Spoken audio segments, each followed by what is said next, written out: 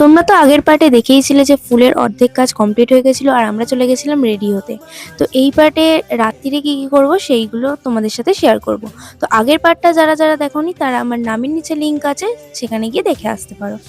তো এইখানে বৌমনিকে নিয়ে আমরা আগে চলে এসেছিলাম যেখানে অনুষ্ঠানটা হবে, আর এখানে আমি আর আমার বোন প্রিন্টার্স থেকে ছবি বার করে ওদেরকে দেখাচ্ছিলাম যে এইভাবে পোজ দাও, এইভাবে করো। তো ওরা তাই তাই করছিল। আর তারপরেই চলে এলো সেই বিশেষ মুহূর্ত যখন থেকে ওদের নতুন পথ চলা শুরু হলো। সবাই ওদের অনেক শুভকামনা দিও আর আশীর্বাদ করো যেন ওরা সারা জীবন এইভাবে হাসি খুশিভাবে কাটিয়ে দিতে পারে। রেজিস্ট্রি ম্যারেজের পরে ছিল আংটি পরানো ও মালা বদল, কিন্তু আংটি পরানোর ভিডিওটা আমি নিতে পারিনি কারণ ফ্যামিলি প্রোগ্রাম বলে কথা, একটু ব্যস্ততা ছিল আর সবার সাথে কথা বলতে বলতে ভিডিওটা আর নেওয়া হয়নি। তো আংটি পরানোর পর এখানে মালা বদল হচ্ছিল, মালা বদলের পর ছিল আশীর্বাদের পালা। তো বাড়ির সবাই একে একে ওদেরকে আশীর্বাদ করলো আর আমরা তো এখানে প্রিন্টার্স থেকে ফটো বার করেই যাচ্ছিলাম যে এরপর ওদের আরও কাপল ফটো তোলাতে হবে।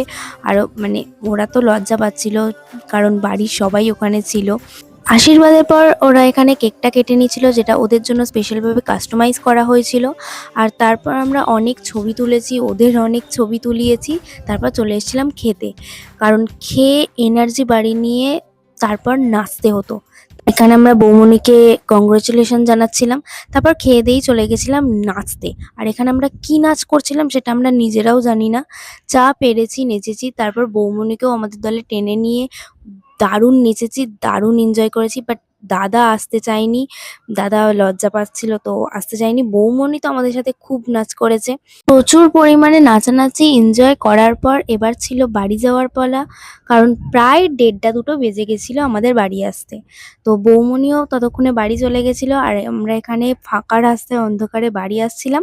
তো চলো দেখা হচ্ছে নেক্সট ভিডিওতে। ভিডিওটা কেমন লাগলো অবশ্যই জানিও, চ্যানেলটা সাবস্ক্রাইব করে পাশে থেকো। টাটা।